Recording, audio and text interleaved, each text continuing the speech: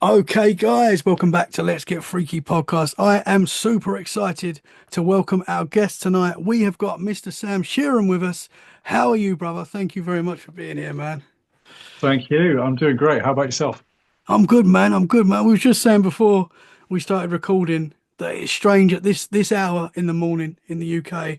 I am talking to someone in the US right now, but I've got a British accent coming back at me, which is quite rare at this time. So it seems pretty surreal. Yeah, that's bizarre. Yeah, no, I'm based in Los Angeles now, but I am originally from the UK. I was born in Liverpool, but grew up in the Northwest, Lytham St. Anne's on the coast, on the coast of the Irish Sea there. Oh, But nice. yeah, no, I'm based in Los Angeles now. Oh, beautiful, man. Beautiful. And we were just saying, sorry, dropped my pen. We were just saying, that's a good start. We were just that your three good friends that you were brought up with came from the town that I'm from, which Yeah, has kind of that's blew my bizarre. mind. Yeah. Yeah, what a coincidence. Yeah, so Yeah. I grew up, as I say, in a little Victorian seaside town, and the school I went to, I became friends with three brothers, the Hillsley family, Brian, Lee, and Neil, and they're from Brentwood, Essex. Yeah, so it's really strange because hearing your accent, I had to ask where you were from because it was very, very familiar. Yeah. That is wild. It is a small world, man. That's insane. As I say, I'm in Dorset now, so which is not too far from Essex. I'm 2.5 hours away from Brentwood, but Yeah, so what a you're small even world. more closer to the Southern Fairies, even more so now. That's it. Yeah, there's more. Yeah, there's a lot more going on around here, man. So when did you move to LA? Because that is cool. Well, I first went out there um, in 2007. And I've been working with various bands doing artwork and all through the power of MySpace back in the day when you could suddenly talk to bands rather than sort of waiting for them to step off the bus at the end of a gig or, that kind of thing. You could finally reach out to them through MySpace. I started to say, hey, if you ever need artwork, and it kind of spiraled from there. And I became friends with Jason Charles Miller, who was the singer of a band called Godhead back in the day, and an industrial music rock band. And they based out in Los Angeles. And after I did a bit of artwork for him, he said, if you ever need a place to stay in Los Angeles, come and visit. So I visited, and then I just kept going back. And in the end, I ended up just moving there because I made so many friends there. And of course, all the work is there, all the interest in the unexplained. There's a sort of a never-ending supply of stories and witnesses and locations to go to. It's an incredible place, the US. But I have to be honest, I do miss the UK from what I remember it to be. Yeah. Um, I do love England, and who knows, maybe I'll be moving back someday. Wow, man. Well, I want to get to where you are. I was saying that before. I want to get to the US. I feel like that is calling me over there, man. It's not easy to move over there, but I feel like it's It's it's not. something I would Yeah, like to do.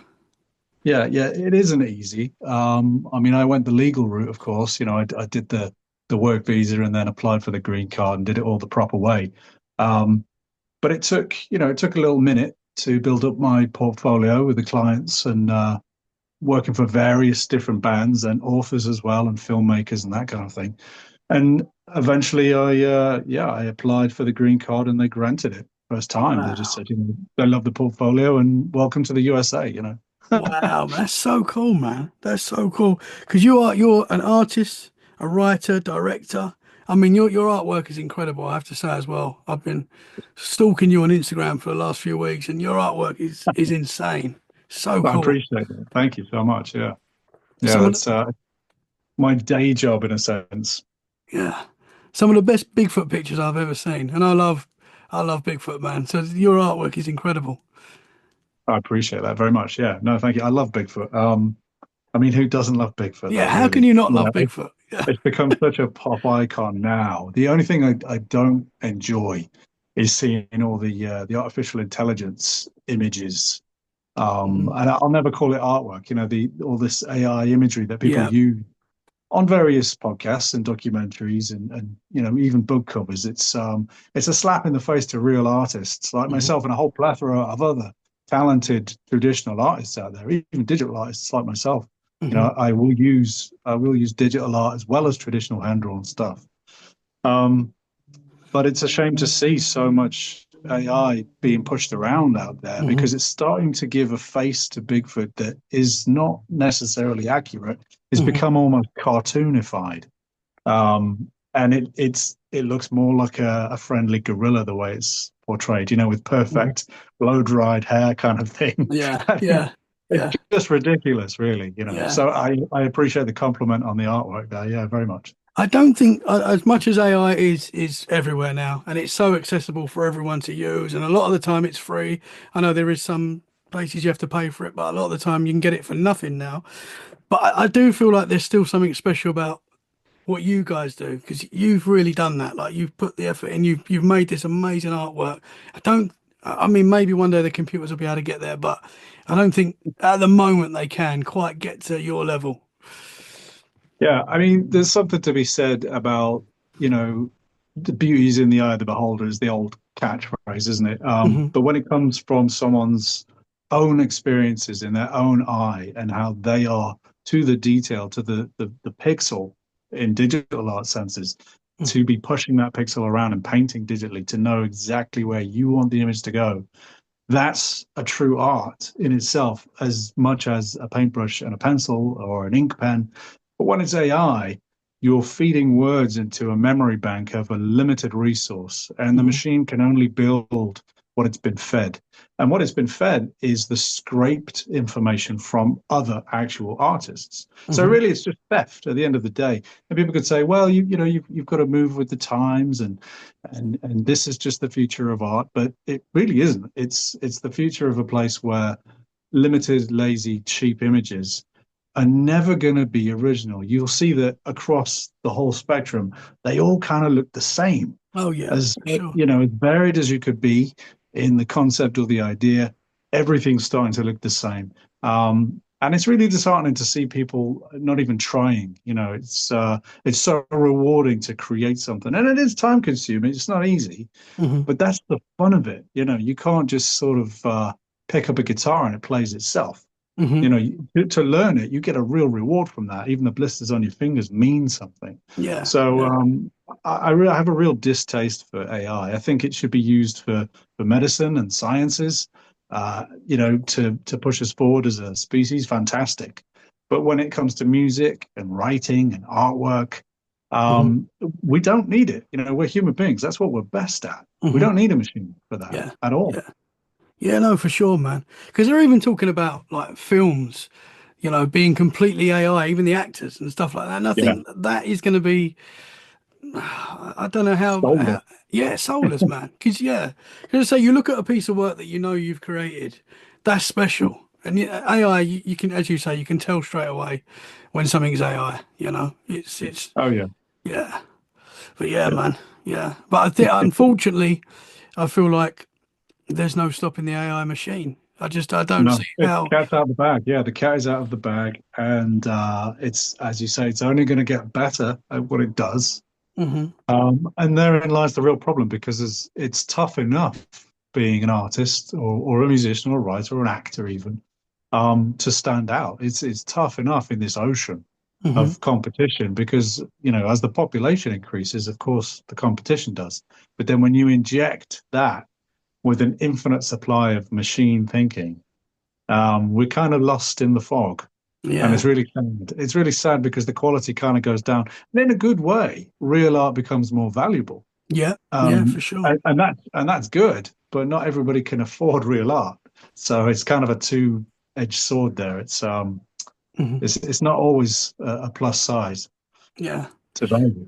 Well, that's why I think work like yours really stands out because it's amazing, and we know you've done it as well, and that's special. So yeah, Yeah, man, no, we'll I see. I, I appreciate that. It's scary because obviously AI, one day it could possibly be a part of us, and that's another conversation I know, but it's a scary thought. It seems like it's coming. Yeah. We're I gonna think we're have, halfway there. yeah, Yeah, we're we're getting halfway there. there. Putting all our information online on various social media platforms. Our phone itself in our pocket is an extension of us. Hmm. We take it to the bathroom for God's sake. Yeah, yeah, yeah, yeah. You can't put it down and then forget about it. Hmm. Even if you're going to go and answer the door, you put your phone in your pocket. it's an extension of us. So it's already a part of, you could almost say it's cyberpunk, Hmm. cybernetic implant, but Hmm. it's attached to your pocket permanently. Yeah, You go to 100%. bed and you put it next to your bed, and then you wake up and the first thing you do is you look at your phone. We are already integrated, I think, into the machine, and it's distracting us.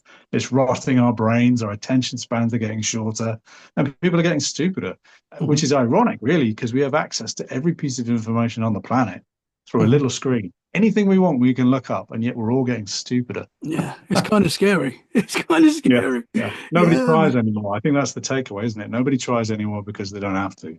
All the Hmm. answers are there. Everything you want to produce is already there. Yeah, yeah, But yeah, people are getting lazy. yeah, Yeah. man. It's like when someone like asks for like a math sum, and and you're quickly thinking about it, and you're like, oh, just put it in my phone. I'll ask Google. It'll tell me straight away the answer. Yeah, I'm guilty of yeah, that. I can't lie. yeah, But no, it's got to a point where we literally need our phones to live. Like yeah, you can't not have a phone now, which is kind of yeah, scary when it comes to like putting chips inside us, which they're talking about doing. You know, you can say, yeah. oh, I mean, I won't do that like I do, but if it gets to a point where you can't live without it, yeah. you It's can't it is travel. frightening. I mean, you say chips there, chips in the brain kind of thing, but I'm thinking chips like food, Hmm. because the beautiful thing about it as well is you just hold this little piece of glass and metal and rubber in your hand, and you push a few touch screen buttons on the screen, and a pizza arrives. I Yeah. mean, it's phenomenal, really. Hmm. Um, so there's good sides to it as Yeah, well. that Not that all side's bad good. stuff. Yeah. Yeah. So when it comes to the paranormal and Mhm. all the freaky stuff, where did your interest begin with that sort of thing, with that side of thing? You know, um, gosh, there's so many places I could begin with, and I've told the same sort of story over and over on various podcasts. So anyone listening to this that's familiar with will probably, want to forward through this because I've said it so many times. But it really was when I was a sort of 7 years old, is when I had my eyes opened in a sense that there was other things going on that shouldn't be. Um, and I lived, as I say, I was born in Liverpool, but I grew up in Runcorn, Cheshire, in a little town called Murdershaw. And it was on the edge of a sort of a forest, Murdershaw Woods. And that was the capital, apparently, where people were taken to be hung. And there were rumors that people used to be hung from the trees because it was cheaper than making gallows. And then there's all the sort of folklore surrounding the town. These stories would fly around. And of course, the stories that the forest itself was haunted. Um, and so as a kid, I was always sort of looking out the window at night into the woods, which is at the very back end of my garden. Um, I didn't see any ghosts in the woods, looking out the window kind of thing, but there was always the odd light from a car would go by and it would kind of trick you, and things that you can explain. Even as a kid, you sort of go, oh, it was just that. But there was one particular night, where my aunt and uncle had come to visit, and it got to about 10 o'clock at night. And again, I'm 7 years old, so it was pretty late for me. I was sent to bed. I felt it was a little unfair. I was happy to see my uncle. He bought me a dinosaur book. I didn't want to go to bed. I wasn't tired at all. But I was a good kid, so I went upstairs, went to bed, and I just sort of lay there. It was a small house, so I could hear the TV downstairs. I could hear clinking of glasses and laughter. And so I was wide awake. I'm thinking, oh, really, I want to be down there. This isn't fair. But I lay there, and the whole light's on because as a kid, I wasn't too fond of the dark, not ashamed to say. So I had the whole light on, which kind of flooded into my room a little bit. Um, but my room's in darkness. And I sort of turn over and I can't get to sleep, and I turn back again. And my aunt and uncle were in the doorway. They'd come to say goodnight. And they sort of stood there. But because the whole light's on, they're silhouetted. It's shining, from behind them towards me. So I can't really make them out. They're just sort of two black figures in a sense. And I said, "Oh, good night," because I knew probably wasn't going to see them. They were leaving early in the morning, so I was excited that I was going to get to say goodbye again in a way. And I sat up and said good night, and they didn't answer me. And I sort of sat up and looked, and that's when my perspective really changed, and I realised that they were a lot shorter than they should have been. And it was a little boy and a little girl. And as they started to walk into the room, this became more and more apparent that these little frilly clothed wearing kids were not my aunt and uncle. So immediately I'm screaming for my mum. And they walk into the room, but they're not walking towards me directly. They're sort of coming into the room diagonally, like walking across it.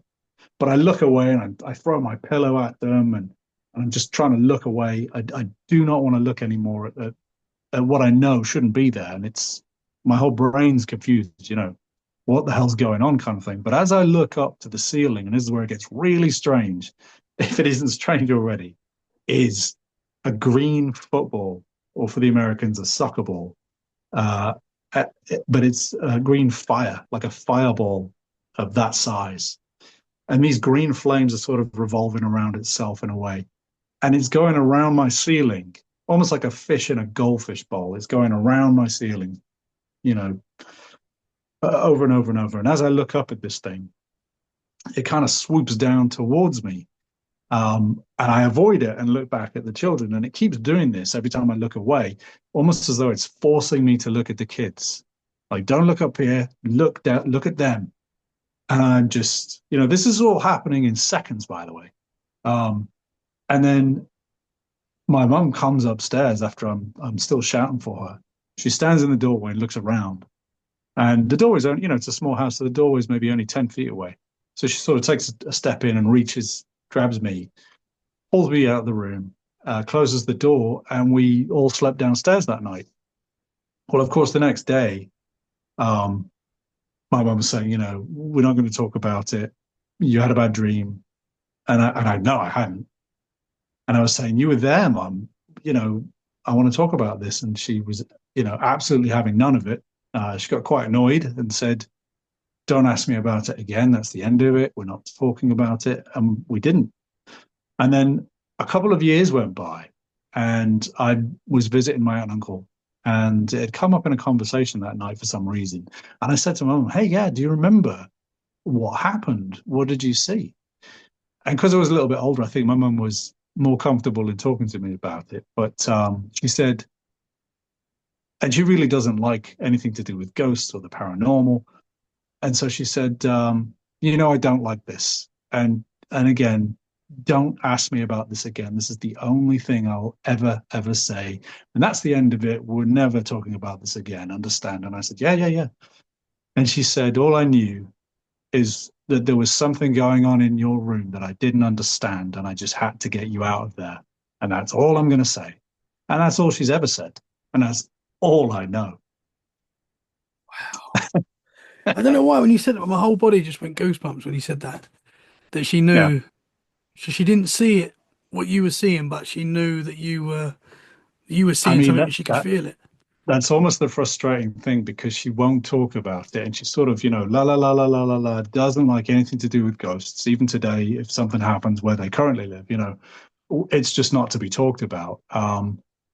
So I don't know what she saw, and she will never say. But she just said that, you know, as I said, there was something she just didn't understand and knew that she had to get me out of there. So, I mean, to this day, I always look back at that as being the sort of the pinpoint where I really kind of, it was like a divergent from being a normal kid, if you want to say normal, whatever normal means. But I think some kids don't have those experiences and they grow up to be skeptics. They're sort of hardwired into not really being open to it because it's never happened to them. And of course, you do hear about people later in life who are skeptics to begin with, or debunkers, or what have you want to call yourselves, and they will have an experience, and it completely changes their worldview. And I think there are a lot of kids, including myself, that have had something happen to them when they're much younger, and throughout their life onwards. And I can attest to this, you are sort of more open to it in a sense that, yeah, you're genuinely interested in it. And so you're looking for it. In all honesty, you do kind of look around for it. But at the same time, you really are tuned in a different way Mhm. because it's now part of the natural world. It's not supernatural to a person if they've already seen it. And, if someone's seen a Bigfoot, that to them, that's no longer supernature. Mhm. To them, Mhm. that's part of the natural world. They call themselves knowers or what have you. And so I do think that there is a sort of a split off between people, Mhm. those who've had experiences and those who just haven't ever, And you do tend to find that the more people who do have experiences do tend to have multiple things happening throughout their Hmm. life of varying different paranormal things, whether it be seeing UFOs or ghosts or what have you. Hmm. There's something going on, that's for sure. Yeah, 100%, man. And I'm one of those kids that had an experience, an undeniable experience that once you have it, it's like there's more. And Oh, wow. once you've got that mindset, anything's possible. And I think you're right. And I think that's why you carry on having experiences throughout your life because you're open. You know there's more, so you're going to experience more. Yeah. So Yeah. yeah, man. Wow. It's bizarre, isn't it? Yeah, it's kind of similar to what I experienced. So I was 10 and I saw a full-bodied apparition in my room of a man. And, from that moment, I knew that there was more going on. And it's probably why I've experienced a fair bit of paranoia. I never used to think I was someone that's experienced a lot, but I think I have. The more I talk to people and stuff, I've experienced quite a lot as well. But Wow. yeah, man, that's So wild. when you saw this guy, I'm always fascinated to ask people who've seen apparitions or ghosts or whatever you want to call them. Um, it seems to be a more I've noticed anyway. It's a more recent thing that people are describing solid-bodied people. Hmm. What was Hmm. yours? Was it transparent or was it more solid? Mine was solid. Mine was a Wow. solid. Like I woke up and looked down at my desk in my bedroom, and you could see there was light coming through the windows, but we had the lights off. But you could see there was a man just sitting there, full bodied. I could see his beard, I could see his hair, I could see his brown suit that he was wearing, and he wasn't like glowing. He wasn't like lit up, but I could still make out colors and stuff. So I think I was strange because it wasn't like a glowing ghost. It was just like a normal man was sitting there, but I could still see the colors. Wow. And I just remember like you screaming, like called my mum Yeah. in the room. She's come in the room. She couldn't see him, but I was going crazy. I was like, Mum, there's a man in the room. And my mum's reaction was slightly different because I think I was one of those, as you said, like a weird kid that was always scared of the dark. I was always trying to get in bed with my mum and dad, and they had enough of it. I was like 10 years old, and my mum was like, "No, there's nothing here. You stay in your room." And she made me stay in the room that night. And she still, every Wow. time she hears me talk about this on podcasts and on the show, she's like, "I'm sorry. Like I didn't. I really." She remembers that night, and she's like, "I'm so sorry." And I'm saying Yeah. this. It's not. It's probably why I'm doing the podcast. It Wow. And opened me and up to that this and stuff. yeah. So from that night on, you'd grown a beard. It was Yeah, that frightening. straight away, literally, That was it. 10 years old. Bosh. Yeah, me too. Me Yeah, too. it just happens. Yeah, Yeah, the but fear just pulled it out. Yeah, yeah. Because we grew up in a haunted house, so there was other things like my mum and dad did experience. They didn't see anything in that house. They didn't, but it was we all knew it was like there was weird stuff going on.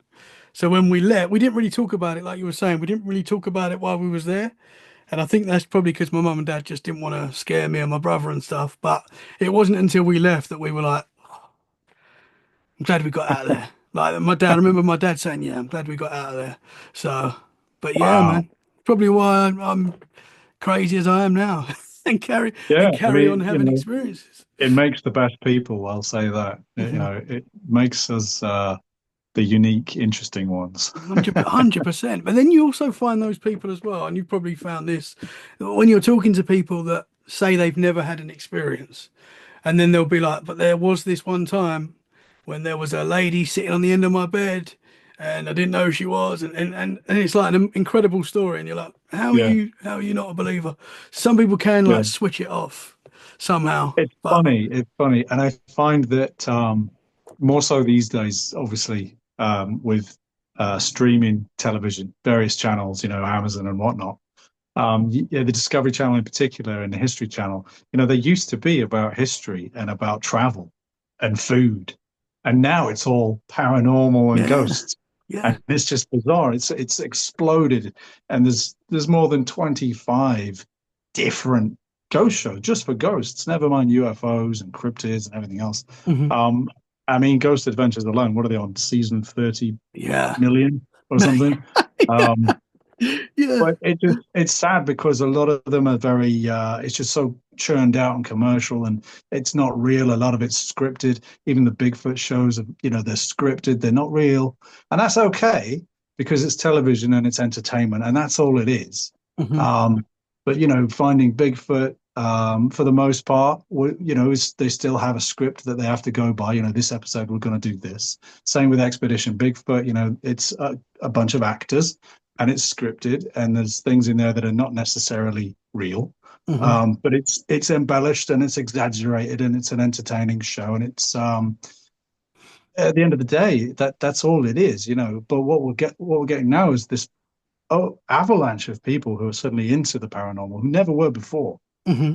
because of these television shows. And unfortunately, what we're seeing as well, and I hate to sound big-headed, but we're seeing a lot of people regurgitating stuff online and on podcasts, whether it be on Instagram or Facebook, whatever, and they're repeating things that are simply not true Hmm. or are inaccurately portrayed. Or, there's a sort of a trope going around where they say Roger Patterson admitted on his deathbed that the Patterson Gimlin film was a hoax. Well, that's not true. He didn't. But that idea has flown around so many times on Facebook. You'll see people still making that claim. Hmm. Oh yeah, he admitted it was a hoax. No, he never did. He never did. Now it might have been. We still don't know. Hmm.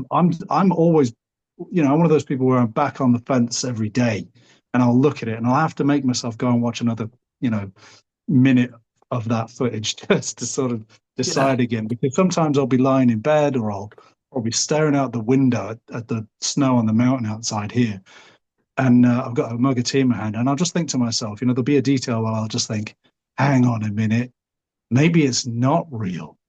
And the latest one I was thinking about was, I'm sure you're familiar with the Patterson Gimlin film footage, of course, in Hmm. Bluff Creek, where the alleged female Sasquatch walks across the dry riverbed, and it's sort of chalky sand, and so the footprints or the base of the feet look white. And people say, "Oh, well, they're shoes. If you pause it, they're shoes." It's not. It's the chalk bed on the actual bare foot. If you look at people of African origin, they have pale feet. Hmm. It's the same. It's the same thing happening there. It doesn't see the sun a lot of the time, which is why it's pale. So there's Hmm. details like that which you can sort of make excuses for. But the one thing that hit me the other day, uh, well, I was doing some sketches of Sasquatch and just sort of, asking a few questions to myself, trying to figure out a few new lines of thought as to how can we pull this film apart to either prove it or disprove it.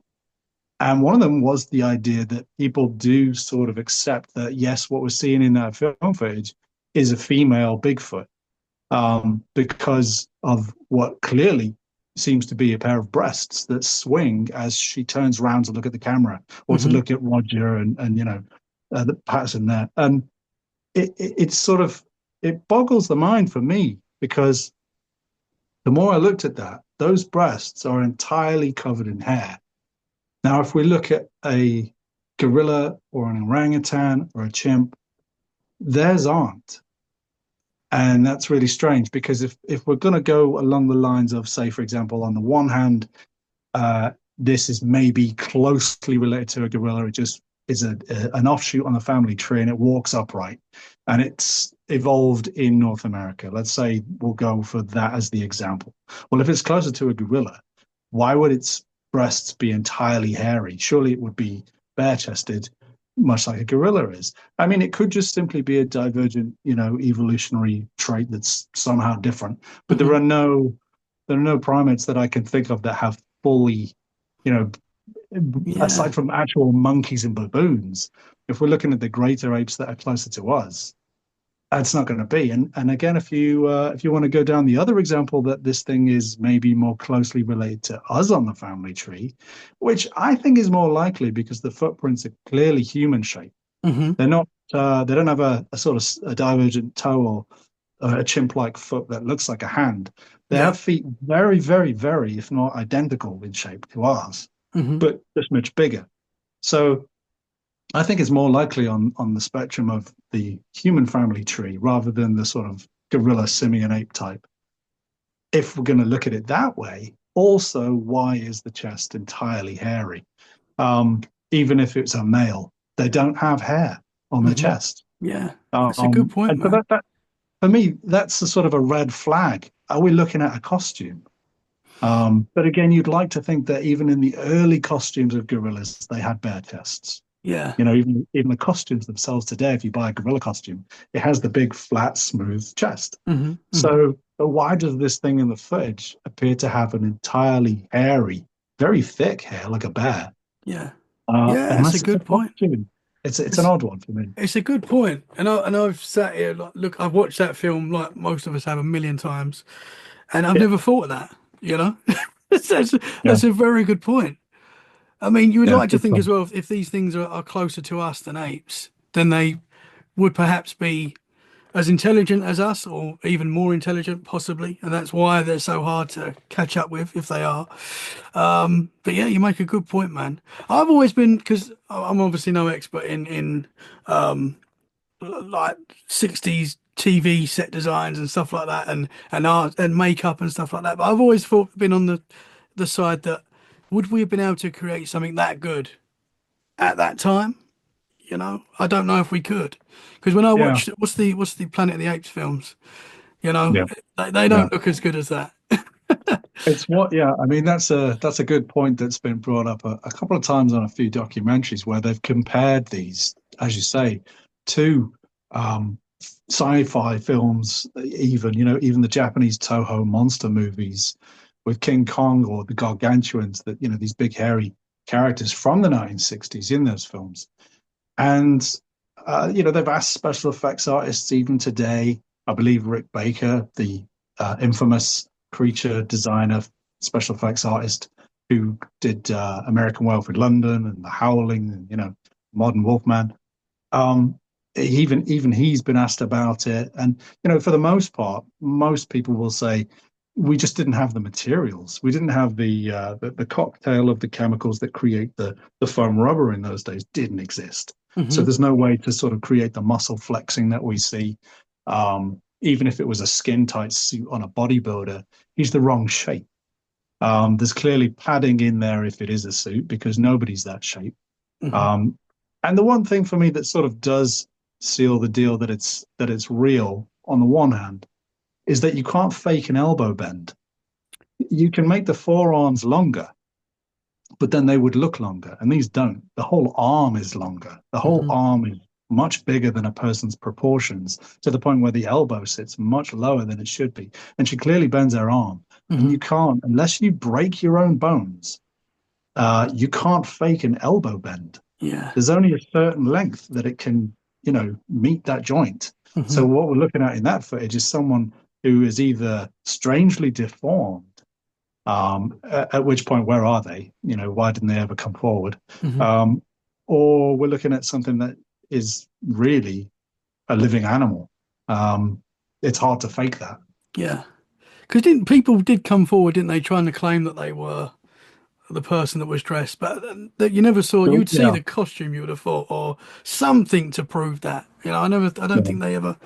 Oh, Well, it is. I mean, it's funny because I think the chap you're referring to there is the guy called Bob Hieronymus, hmm. and he claims that he was promised $1,000 to wear a costume provided by Roger Patterson, and that he did. He did it, but was never paid, and he kind of holds a grudge for it, which is apparently why he came forward to say it was fake. Why he came forward so late is a mystery.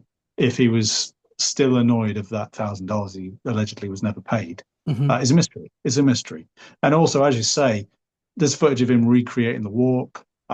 It's close, but we can all do a very good impression. Hmm. People always say, "Oh, it looks like a man in a costume." Well, of course it does, because it's walking like a man. It doesn't look like a flamingo, does it? It's Hmm. clearly, it does look like a man in a costume because that's how we walk as well. Hmm. That's what makes it so strange that it's a Bigfoot. But people don't kind of they sort of stop at that point. Skeptics will be like, "Well, it's a guy in a suit because it looks like that." Well, a lot of things look like that. So it's you see bears walking along, and you don't say, "Oh, that looks like a man in a costume," even though it does. If you go to a zoo and you see a polar bear stand up and take a few steps, it really does look like a man in a costume. Yeah. But it's not. It's not though. um, So Yeah. there's something to be said about people claiming things. Hmm. I've met people over the years who've said to me, there's one chap who said that he had a friend who had shown him some photographs in a shoebox at the bottom of his grandfather's wardrobe, and it was clearly from the day, and they were like Polaroids in a sense, but they were old photographs. I don't know if Polaroid even existed back then. But he claimed that he was the guy that knew the guy, and these are photos from there that were handed down to him. And I sort of, almost exploded when I heard this. I said, "Well, you've got to get those photos for me. I need to see them. Like, well, who is this guy?" Yeah. Of course, there was never any trail. It was always sort of like, "Well, I moved away, and I don't know where that guy is now." Yeah. And he's just like, "Oh, come on." Yeah. I feel like that would have come out, like surely. Like now, especially now Yeah, when we're all talking yeah. about it. It's one of the most famous images there is out Yeah. there. I So mean, the only other thing really is, as you say, is like if it was fake, where's the costume? Who's the guy that made the costume? Because surely wouldn't he want to get a little bit more work for doing such a good yeah, job? yeah. Wouldn't he be like, yeah, that was me, wasn't it good? You'd want to take the credit. Hire me for more, yeah. But I've also thought, and I'm not for a moment even suggesting this, remotely even accusing anyone of anything, but it it has sort of crossed my mind in a fantastical realm. If they paid a guy to wear a costume, and then maybe he was shot and buried, and that's why both are still missing. Deep. Maybe they were, buried the evidence, which is why no one ever came forward. I mean, we just don't know, do we? Wow, they're taking it down a different route there. Yeah, You and again, don't I'm know. not You accusing don't anybody know. or suggesting that that was it, but in another universe, A- maybe. Another good point that I've not thought of. It could be, man. Because I don't know if they made. I don't know. I don't know this for sure, but I don't know if they It'd made a make a lot of. good film. If yeah, that would. It's a great idea. It'd make a good film, wouldn't it? I don't know if they made a lot of money from the video. I'm not sure. I don't know. Well, I guess I they've mean, done that's the quite other well off thing. it. We could talk all night about that, but the one thing is Roger Patterson was known as a sort of a snake oil salesman, a swindler, kind of owed a Hmm. lot of people a lot of money, I believe. Okay. Unfortunately, for whether it be promises unkept or loans or whatever, I'm not entirely sure why, but I do believe he owed a bit of money to a number of people, and this was his sort of last-ditched attempt to sort of claw back some kind of fame or monetary gain. Um, it's important to remember that he did die only a couple of years later. Um, Very soon after the film was released, he actually died. So it's a case of, you know, Bob Gimlin has been carrying the torch ever since, and he's always at Bigfoot conferences and conventions up and down the US. I've yet to meet the man. I hope I do before he leaves the world, but Hmm. he seems to be a genuinely nice guy. Yeah. Other people have said he's just kind of going along with it and keeping Roger's memory alive in good faith. Who knows what Bob might say on his deathbed? We don't know. Maybe he'll say it was all true, and that would be lovely. Hmm. We just don't know. But Roger was known for planning to make a documentary about Bigfoot. He had done sketches which look surprisingly like the Bigfoot that is caught in the film. It's uncanny if you put them side by side. The one he drew has breasts and they are covered in hair. So that's his own sketch, and Yeah. it just makes you think, well, that's a little bit of a red flag, in all Hmm. honesty. Hmm. But he said he based them on witness reports and other newspaper articles that he had read. And he set out to make a documentary about it and was simply getting B-roll in a sense. But film is expensive and he owed people money. And so for him to hire a camera, like rent a camera in a sense, buy the film to shoot, and film isn't cheap even today. Hmm. Um, it's quite a length to go to not be filming an actual Bigfoot and to sort of believe that by pure luck and chance that it happened is to some people quite a stretch. I Yeah. like to think, again, I always sit on the fence. I like to think it did happen. I like to think that they went out there for a little trek, two cowboys and a camera, Yeah. and I think that they did genuinely intend to get some B-roll footage, some background footage for their documentary, to scope out an area to maybe do a reenactment. And I think they both probably nearly had a heart attack when that thing stepped out. And they Yeah. probably, with the shaking camera and him falling off the horse, um, the footage they got as well. I'll always say this: if, and we're thinking again, this is 1967. If someone was hired to play a Bigfoot and the guy is an actor, is he really going to do his own research on how it should move? I mean, maybe not as in depth as today you might. Back in the 60s, you probably would think, okay, Planet of the Apes, I'll just monkey around. Hmm. And they probably would have said, hypothetically saying, if you're going to play a Bigfoot, just kind of do the monkey thing, like just like leap across, like go over there and wave your arms. And the really interesting thing is he just doesn't, does it? In the Hmm. footage, it's simply calmly walking along, Yeah. almost Yeah. in a maybe in a rehearsed way, like, shall I walk over this way? Like, over here, is this far enough? As he turns around, is this far enough? Hmm. He might be saying, we can't hear anything on the film. Yeah. But at the same time, could they have like accidentally fallen off his horse? That's why it's shaky. And maybe he's got that footage and thought, you know what? Actually, that looks pretty good, even though they wouldn't have known what they caught until it was developed. Yeah. So it's not as though they took multiple takes that we know of. Hmm. um, Yeah, I'm man. still on the fence. I'm still on the Oh, fence. see, I've always said it's definitely real, and now I'm like, convincing me, brother. And my opinion Yeah, changes every day on everything. So mine too. Mine too. and I think Yeah, you sort of have to be like that. But yeah, man, it's interesting because obviously there has been other, I would say, good Bigfoot videos that may not be or may be, like the Paul Freeman one and stuff like that. There are a few good yeah, ones out there which are yeah. possibly can be analysed as well. But yeah, but why has there never been that golden patty shot ever again?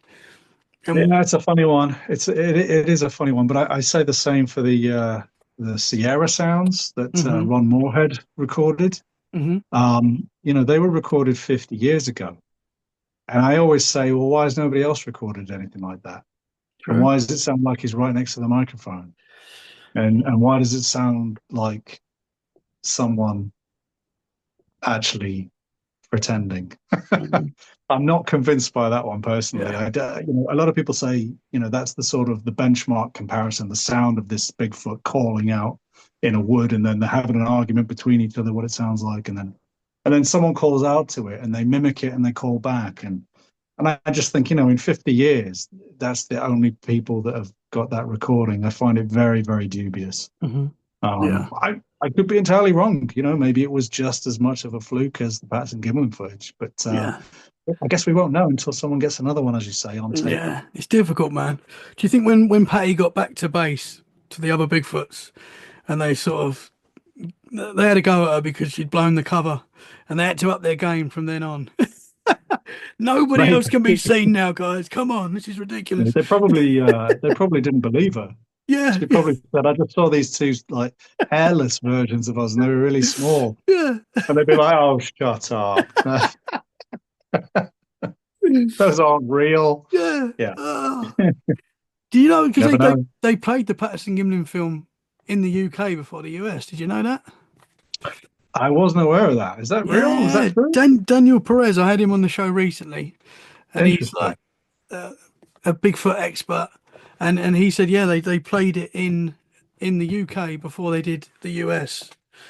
I I'll mean, have to look that might have up. to I fact didn't check know that. that, but that's what Daniel Perez said, and because I was like, wow, they played it in the UK first. I can't I know remember. the name. Who's Daniel Perez? I do know the So name. That he rings a does bell. the Bigfoot Times news letter, which is quite a big Oh, Bigfoot, right. and Of course. he's just brought out another book about the Patterson Gimlin film, and I forgot the Ah, name. I'm yeah. terrible with names. I told you I'm terrible with My, names. I swear to God, my memory is getting worse and worse as well. So, Oh, I forget the kids' names and everything, man. It's not good. So when it comes to cryptids and UFOs and things like that, have you had any experiences there? Have you seen any I've possible I've weird? never seen Bigfoot. I'll put it out there right away. I've never seen Bigfoot, but I have been out in the redwoods, um, many, many times up in Oregon, in Washington, even New York State. I've been up to Oregon a few times. I've stayed at witnesses' houses. We've gone trekking out into the mountains and, 3,000 feet up a mountain, sat there on a little fold out chair until dawn. Um, I've been swimming in a Klamath River down by Willow Creek, narrowly avoiding a black bear. And that was just Whoa. me and trying to cool off in the baking heat of, California. And the people down at Willow Creek at the sort of the main town center said, "Don't get in the river. It's dangerous. We've lost 9 people this year already." And I just thought, I'm a really good swimmer, so I just found a really shallow area where there was no current, not even an undercurrent, because you also have to be careful of an undercurrent. It might look calm on top, but the Yeah. river can be fast moving underneath. So I was well aware of that, but I just sort of swam around in floated around in the nice cool river as it was moving along. Yeah. And moments Typical, later, typical Brit. You got in anyway. yeah, just down to my boxer shorts, I thought, sod it, I'll just get in the river. I'm getting in the river. Um, and there's like three or four bald eagles flying above me. It was beautiful, just picturesque, straight out of a movie. And then I got out, sat on the back of the Forerunner 4x4, and just toweled off a little bit. And as we were pulling away, black bear kind of lumbered down to exactly where I was, and I thought, blimey, that was close. But no, I've never seen a Bigfoot. I've put trail cameras out. This is going back to sort of 2009. So like a whole year and a bit since before Finding Bigfoot was even aired. I was out there banging on trees and shouting into the woods. Um, but it's a case of I've seen plenty of deer which have spooked me. I've had a deer stood right next to me, inches away, and I've turned to look at it, not knowing it's even there. I haven't even heard it, and I've nearly passed out from fear and shock because there's a thing with big glassy black eyes right next to me, and it's just there, just chewing like it doesn't care. That those moments are scary because that's when you realize there really could be anything out there, and you might not see it until Hmm. it's too late. Hmm. And then you sort of go into the territory of the 6,000 odd people that go missing in these national parks every year, the 2 million that go missing throughout the United States every year. And you could whittle down the percentage to, the 6,000 that you can't explain, who vanish. That's pretty terrifying. Hmm. Who knows what's out there? I've seen a few UFOs, absolutely seen things that I will say I just cannot explain. I've been out into Joshua Tree Desert a few times, camped out, looked at the stars where there's no light pollution. A friend of mine has military grade night vision goggles, and he builds them all different lenses so we can see really up into deep space with no light pollution, and it's all in night vision. So everything that is a star or a moon or a sun or a satellite, even that goes over, you can see it all. And I dare say we've seen things moving around and changing direction, little triangles, little formations of lights. There is absolutely not anything that's publicly known Hmm. of any military that I could say. Um, there's things going on all the time. But I've seen things over Hollywood in Los Angeles on numerous occasions, and I know what helicopters are because the press and the police are either chasing celebrities or criminals every day. So you hear the helicopters going all over constantly. It's like one every 5 minutes, basically. And if if Lady Gaga's in town shopping, sometimes there's three helicopters, news crew, above the town. Um, so I'm well aware of what's flying above us. I know where the main airports are. I know the direction of all the air traffic and what planes going in and out of there, commercial planes, small jets, DHL, all of that kind of stuff. But in October of 2012, me and my friends were carving pumpkins with our girlfriends and, just sort of getting ready for Halloween. I think it was the 22nd of Halloween of October, I believe. And at some point, someone wanted to smoke a cigarette. So we stood on the balcony to continue the conversation. We all stepped out. And it's nighttime. It's about 10 o'clock at night, I think. And it was merely a moment after we'd stepped out. And one of my friends pointed to the sky and said, "What the F is that?" And we looked up, and this is, we're in a sort of a high-rise apartment block, so we're already pretty high up, and we can see over the town, and we can see the sort of the light pollution go up to a certain level. And then beyond that is a sort of a darkness of a smog, almost like grayish clouds, like an orange hue to it. And then above that, where there's gaps in it, you can see the stars. And the stars are really, really dim because of the light pollution. But this thing is even dimmer than them. So if you look away and look back, you'd take a second to find it again. Oh, where's it gone?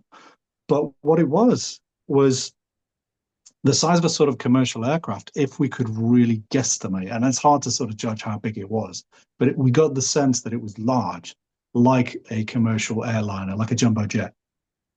And it was a V shape of white lights. And they weren't flashing, they were more shimmering. There was no noise, there was no smoke or contrail coming out the back of it. Nothing was flashing. And it was steadily cruising along, just like an aircraft, but really, really, really, really high up. And again, anyone in Hollywood looking at the stars, having a cigarette, probably wouldn't have seen it. And it comes down to the fact that we are the kind of people that will look out for that kind of stuff because we're fascinated by it. So when we see it straight away. And so we're all looking at it, and it was, 10 seconds is a long time, but by then it had sort of gone over the horizon. We called the local army base or the Air Force base, the nearest one, and we said, I had my best British accent, and I said, hey, I'm a tourist, because I was at the time. And I said, we've just seen this go over, described it to him, and this Hispanic fella on the other end of the line said, hey, man, yeah, you're the fifth person who's called us. It's not ours. And he hung up. And Oh, that was wow. and that was it. And we never found anything else out of that. And now fast forward, maybe as much as a year or two, and I was watching, of all things, an episode of Ancient Aliens. Now we know that a lot of that is, again, it's made for television, so it's a lot of exaggeration, a lot of it's not accurate, a lot of it's can be even deemed a little bit racist and offensive to native peoples. And how could they not possibly have built these things? It must have been aliens. There's a lot of stigma attached with that show. So I always give it a pinch of salt. But occasionally they'll do little clips from famous sightings or footage that people have taken of UFOs. And so I just have it on the background while I'm drawing one day, and I sort of glance over because they're talking about the Icelandic volcano that erupted in Reykjavik in 2010. Hmm. I don't know if you remember that. It's sort of all the aircraft were downed. Nothing was allowed to fly because of the ash in the air. It was dangerous. And yet there was a sort of footage from a press helicopter from a distance that zoomed in that was filming the plume from the volcano. So it kind of got my attention, and I turned around and I looked. And what they were showing was this exact thing that we had seen over Hollywood is in fact sitting, not traveling along in any direction. It's just hovering in a sense. In the plume of the volcano is this formation of lights, exactly what we saw over Hollywood. And it is right next to the volcano, and it's on camera. And people have said, oh, it's a flock of birds. And to the untrained eye, at a glance, it would be that. But these are clearly not birds, and they would have been incinerated by the volcano's heat anyway. Why a flock of birds can hover in one place, I don't know. Hmm. This was exactly what we saw. And I nearly fell off my chair, and I called my friend and I said, hey, you've got to look at this footage. This is what we saw. Now, bearing in mind, this footage was 2 years prior to what we had seen. This had happened before ours. So whatever this was at one point in Iceland, and the next minute it's over Los Angeles and who knows where else. Is it one of ours doing tests on the environment, taking samples? I don't know. Hmm. But it was very Interesting. spooky, very spooky. I do know that a lot of UFOs are often seen by volcanoes. They think that they're absorbing the electrical. You'll see lightning come out of volcanoes sometimes. Hmm. People have assumed that maybe UFOs are feeding off the energy. Maybe it was doing that. Yeah. Interesting, man. Was that a video that you saw, or was it a picture? A video. I'll send you the video. Oh, Yeah. wow. I'm just going to pause you there because I've got 3% showing on my phone. Okay. Shall I pause it? I'll pause it. We can pause it, and we could either come back later or tomorrow, or we can wrap it up. It's entirely up to Yeah. you. How long we been going for? We've been going for just under an hour. We can. wrap it up if you want, and then do another time if that's cool with you. So I'd love to get you Absolutely. back on, Yeah. man. I feel like we Yeah, could talk absolutely. for hours. Yeah, yeah, yeah. Yeah, we could. We could. And There's so much to say. and you've got more paranormal experiences, I'm pretty sure as well. Oh yeah, there's tons, man. So we man, I'd love to get you back on soon, man, and do a part two if that's cool with Absolutely. you. Brother, Absolutely. thank you so much, man. Fascinating stuff tonight. You've maybe changed my opinion on the Patterson Gimlin film, but that's cool. That's why we're here, man. All right. I'll talk to Thank you you so soon before much. it dies. Do you want to tell the listeners where they can find you quickly before you go? MrSamShearon.com. Awesome, brother. Thank you very much, man. You're a legend. Thank you very Take much, care. sir. Guys, Enjoy thank your you so evening. much. Thank you, brother. Thank you so much for listening, guys. I hope you've enjoyed this episode. We'll be back very soon for more freaky conversations. In the meantime, stay safe and keep it freaky. Bye for now. Thank you.